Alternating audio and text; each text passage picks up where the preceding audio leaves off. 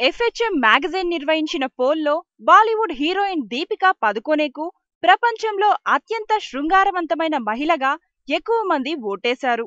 మొత్తం 100 మంది మహిళలు ఈ పోటీలో పాల్గొనగా దీపికాకు ప్రథమ స్థానం దక్కింది.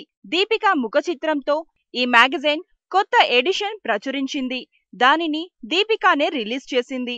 అయితే ఈ పోల్కు తన భౌతిక ఆకారానికి ఎలాంటి పోలిక లేదని, తన హార్డ్ వర్కే తనకి గుర్తింపునిచ్చిందని తెలిపింది.